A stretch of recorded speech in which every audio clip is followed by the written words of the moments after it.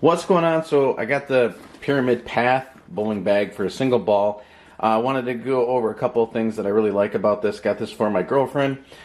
She's kind of new to bowling but wants to get into it. But what's great about these, for her in particular, is the ability, I ordered this through Amazon, is the ability to kind of color coordinate with their other Pyramid products. So she really likes teal, so that's why we got this one.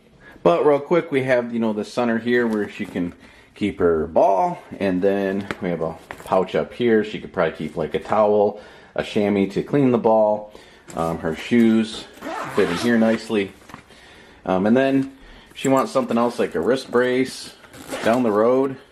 There's this other large pouch on the side, and of course it has the shoulder strap. Bowling balls aren't light, so it's nice to have a shoulder strap as well just to carry it around. Very nice. Just love kind of the design of it.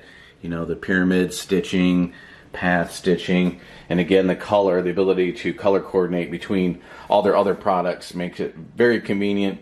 And of course we all know how important it is to at least look good when you're going to play a sport. So I really enjoyed this. She really loves it as well. So I thought I'd do a quick video of it. So thanks for watching.